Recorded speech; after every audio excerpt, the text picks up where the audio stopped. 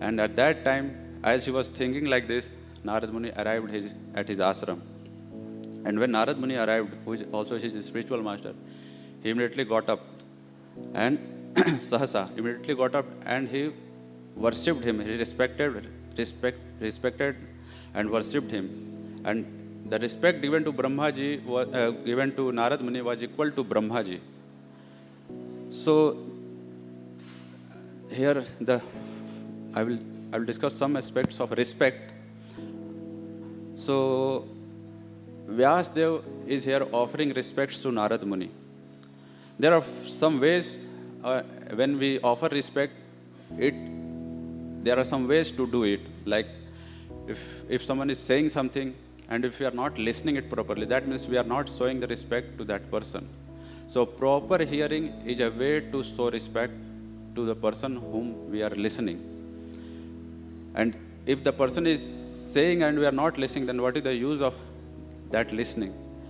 And in second step in this is also affirmation, that whatever the person is saying, we repeat it, not for his pleasure, so that we are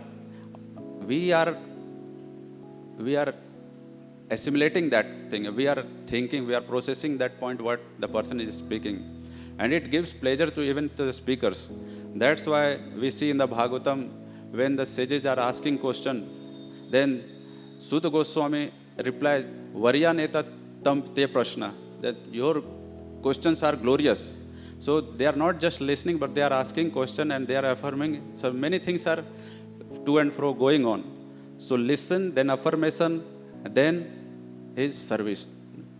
To whom we are respecting, if we serve them, that is also a sign of respect, showing respect to that person.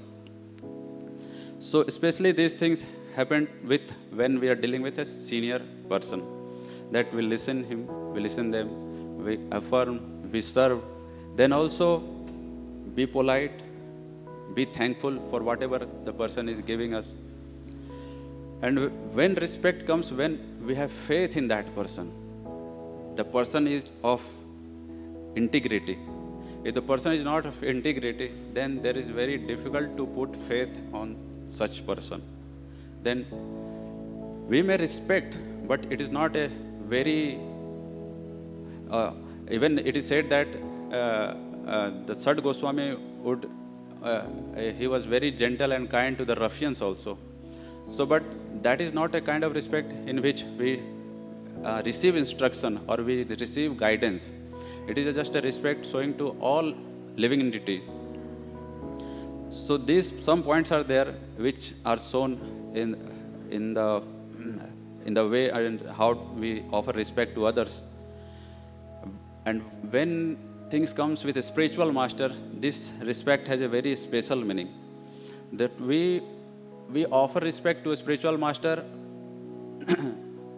in a way so that we can receive knowledge, we can receive his mercy. In Bhagavad Gita, Krishna, it is said, Tad vidhi pranipatena pariprashnena sevaya upadekshyanti te jnanam jnaninas tattva darshinaha.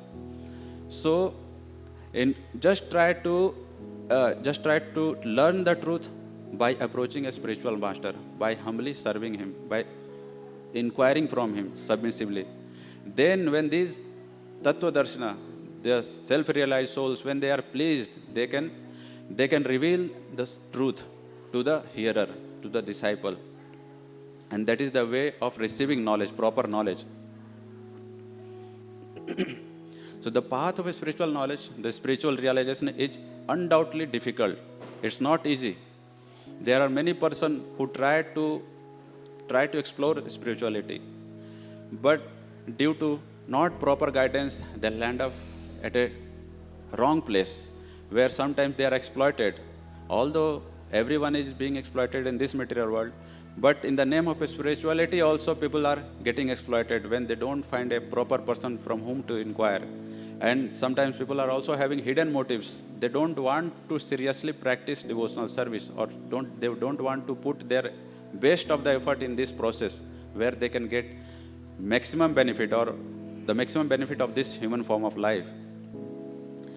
So if one seriously want to realize a spirituality, then he has to submit himself to the process. He has to follow disciplic succession.